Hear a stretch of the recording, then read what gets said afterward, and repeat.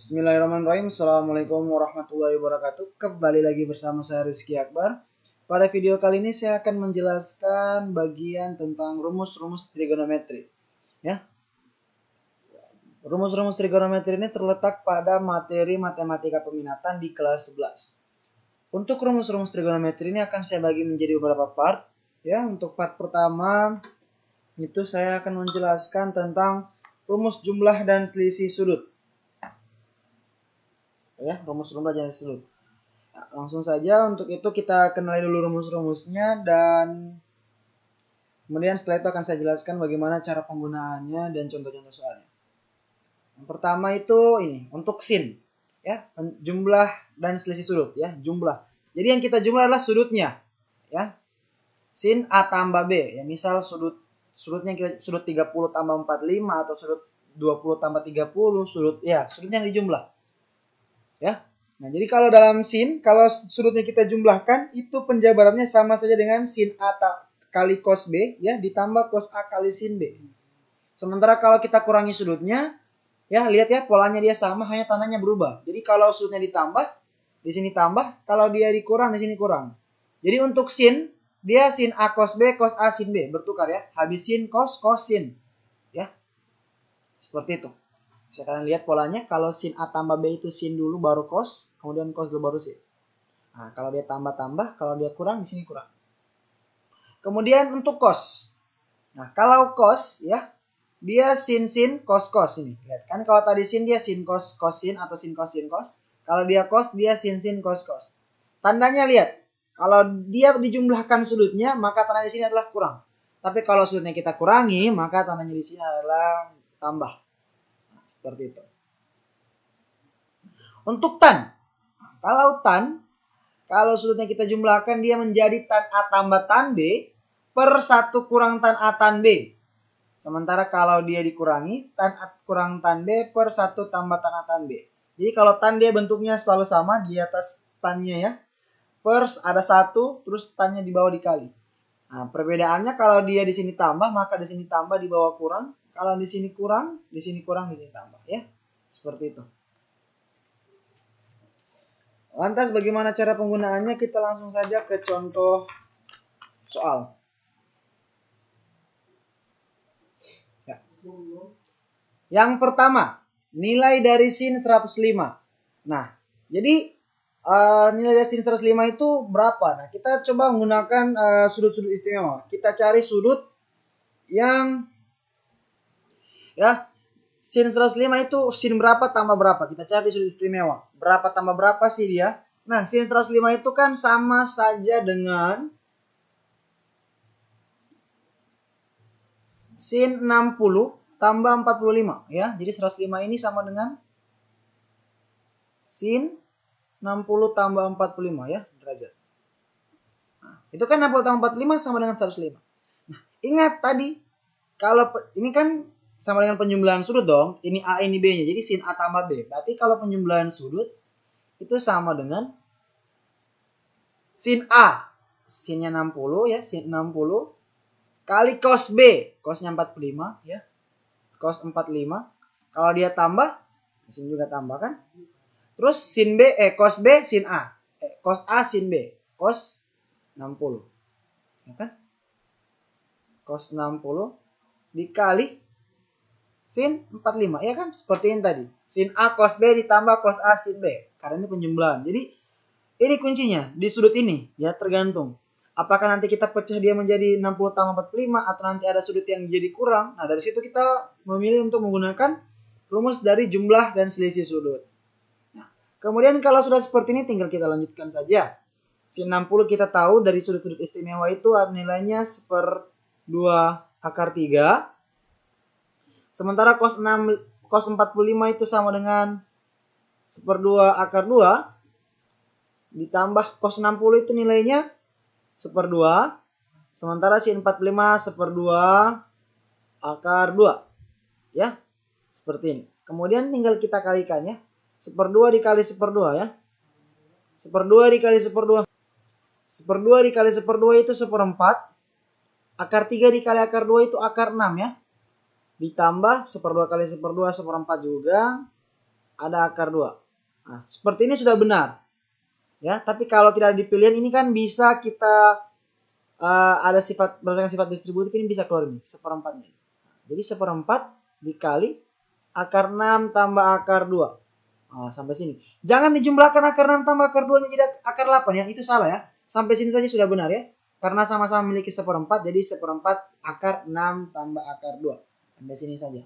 Ya, sampai sini benar, sampai sini benar. Ya, seperti itu.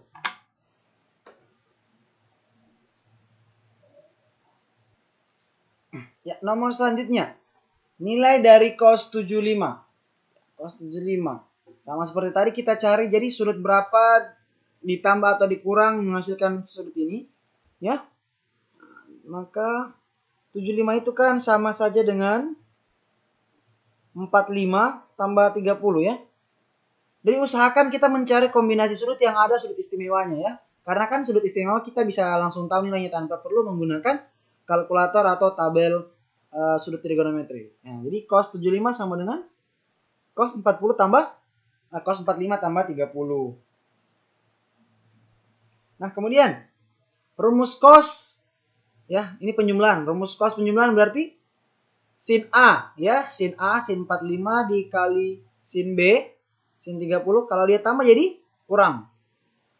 Cos A ya, cos 45 kali cos B cos 30. Hasilnya sin 45 itu kita tahu 1/2 akar 2. Sin 30 itu 1/2 dikurang cos 45 itu 1/2 akar 2 dikali cos 30. Cos 30 1/2 akar 3. Kalau sudah sampai sini tinggal kita kalikan. 1/2 kali 1/2 itu 1/4, akar 2-nya tetap. Dikurang 1/2 dikali 1/2. 1/4 akarnya dikalikan. Akar 2 kali akar 3. Akar 6. Nah, sama-sama punya 1/4. Sama seperti tadi. Jadi 1/4 kita ambil. Tinggal akar 2 kurang akar 6. Maka nilai dari cos 75 derajat adalah 1/4 dikali akar 2 per akar 6. Akar 2 kurang akar 6. Ya, seperti itu. Sekarang kita mengerjakan ini ya, nomor selanjutnya. Sederhanakan cos 90 ditambah A. Berarti sudut A yang A-nya sebagai 90, yang B-nya ini ya. Posisinya seperti itu. Cos penjumlahan. Ya, sama seperti nomor sebelumnya. Cos 90 tambah alfa itu berarti ya penjumlahan cos, maka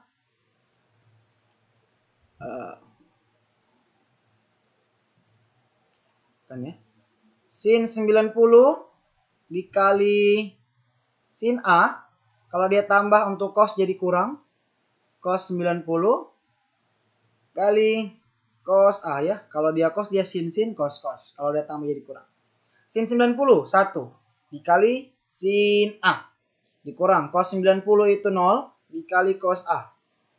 1 kali sin A tetap sin A dikurang 0 kali berapapun itu kan 0. Maka jawaban untuk cos 90 tambah A sama dengan sin A. Ya, seperti itu.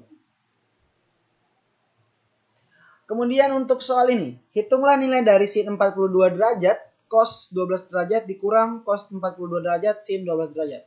Nah, ini kalau tadi kita tahu jumlah total sinnya, terus kita jabarkan. Kalau ini dia ditanya dari ini. Sebaliknya ya. Jadi kita lihat bentuk mana yang sama dengan ini.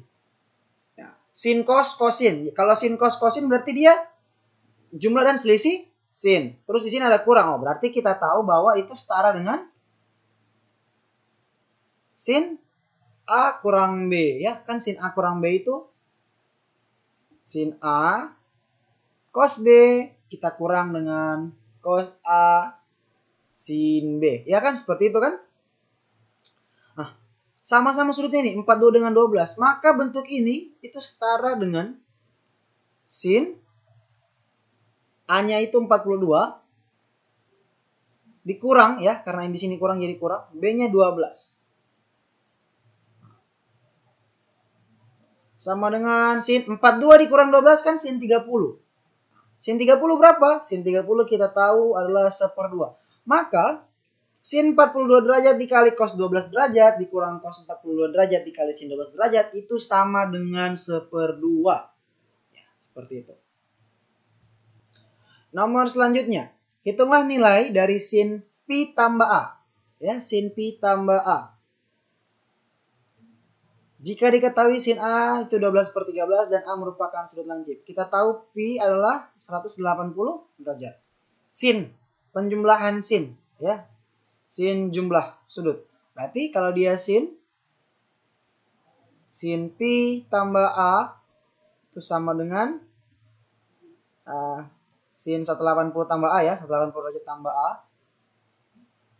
Dijabarkan menjadi, karena dia penjumlahan sin dan ada tanda tambah, menjadi sin 180 dikali cos A ditambah cos 180 dikali sin A. Ya, sin 180 itu kita tahu sin 180 itu sama dengan 0 ya. 0 dikali cos A. Sementara cos 180 itu adalah negatif 1. Dikali sin A. Sin A kan kita tahu 12/13 di soalnya. Ya. 0 dikali berapapun itu 0. Ya. Positif kali negatif jadi negatif 12/13. 0 dikurang negatif 12/13 itu sama dengan negatif 12/13. Maka sin pi ditambah A jika diketahui sin A sama dengan 12/13 itu adalah negatif 12/13. Nah, soal selanjutnya. Diketahui tan alfa, ya ini bacanya alfa, tan alfa bukan tan A ya, tapi tan alfa. Diketahui tan alfa sama dengan 1/2. Dan tan beta sama dengan 1/3. Alfa dan beta adalah sudut lancip ya. Sudut lancip berarti yang kurang dari 90 derajat. Hitunglah tan alfa kurang beta. Ini tan selisih sudut, ya kan? Kalau tan selisih sudut maka kita tahu bersama bahwa rumusnya ya di awal video tadi diperlihatkan kalau dia selisih sudut ya, tan alfa kurang beta itu sama dengan tan A kurang tan beta per 1 ditambah tan alfa kali tan beta. Nah, kita kan sudah punya nilai tan alfa nih, kita juga punya nilai tan beta. Tinggal kita substitusi masuk. Tan alfa itu 1/2. Dikurang tan beta 1/3 per 1 ditambah tan alfa 1/2 dikali 1/3. Ya kan? Kemudian ini menjadi 1/2 dikurangi 1/3. Ya. Ya, ini pecahan ya. Di bawahnya penyebutnya beda, maka kita samakan dulu menjadi per 6. Di atas menjadi 3 dikurang 2. Ya kan?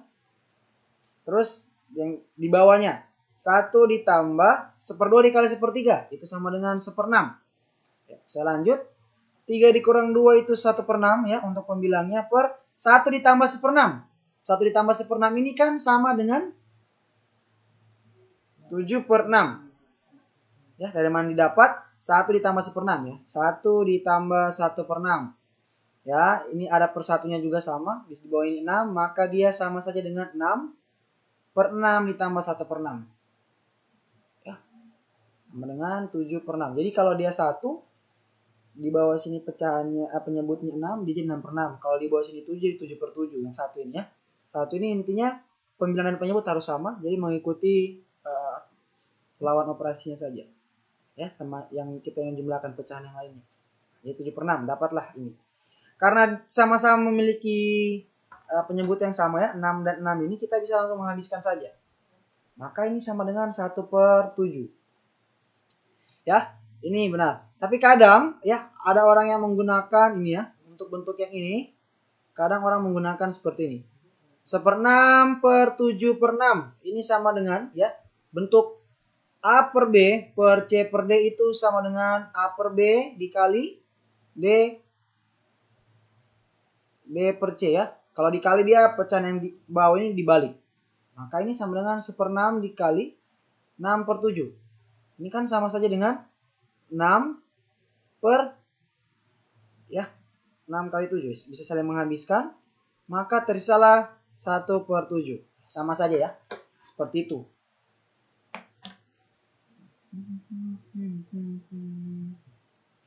Kemudian ada contoh yang terakhir. Hitunglah tanpa menggunakan kalkulator. Nilai dari tan 80 derajat ditambah tan 55 derajat per 1 kurang tan 80 derajat dikali tan 55 derajat. Ya, kalau contoh sebelumnya dari rumus selisih tan kita jabarkan. Kalau ini ada penjabarannya yang kita ingin buat jadi sama dengan tan berapa itu, ya? Apakah selisih atau dijumlahkan. Jadi kita dapat penjabarannya yang di ruas kanan kalau pada rumus awal kita cari. Nah, bentuk ini kita lihat, dia tan. Oh, kalau dia tan berarti ini pasti rumus jumlah atau selisihnya tan dong, ya. Tan. Terus di atas tambah. Maka pasti di sini tambah juga dong. Ya toh, yang tan tadi seperti itu. Ya, kalau di bawah kurang. Terus dia sudutnya ditambahkan. Yang ini 80 tambah 55. 80 ditambah 55 derajat. Ini hasilnya itu sama dengan tan 135 derajat ya. 80 tambah 55, 135 derajat. Kembali ke materi pada persamaan trigonometri ya, atau yang masih pada kuadran, pada video part 1 silakan kalian nonton. Tan 135 itu berada di kuadran 2. Maka dia setara dengan tan 135 itu setara dengan tan 45. Ya, karena pada kuadran 2 tan itu bernilai negatif, maka tan 135 sama dengan negatif tan 45. Ya. Negatif. Tan 45 itu kan 1/2 akar 2.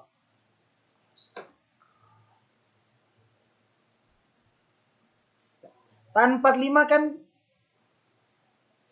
negatif tan 45. Itu sama dengan negatif. Tan 45 kita tahu nilainya adalah 1. Maka tan 80 derajat ditambah tan 55 derajat per 1 kurang tan 80 kali tan 55 itu sama dengan tan 135 yang bernilai juga sama dengan negatif 1.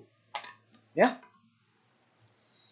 Seperti itu. Ya, semoga penjelasan pada video kali ini cukup jelas dan dapat membantu teman-teman sekalian dalam mempelajari jumlah dan selisih sudut, cos, sin, dan tan. Ya. Apabila teman-teman ingin membagikannya atau memiliki kenalan yang lagi belajar di kelas 11, silakan share ke mereka. Jangan lupa tinggalkan komentar apabila ada yang kurang dipahami. Atau bisa chat langsung ke Facebook saya, itu ada di bagian awal video. Dan yang paling utama adalah jangan lupa tinggalkan subscribe. Ya, dengan mengucapkan alhamdulillahirabbil alamin. Mohon maaf apabila ada salah-salah kata. Billahi taufiq wal hidayah. Wassalamualaikum warahmatullahi wabarakatuh.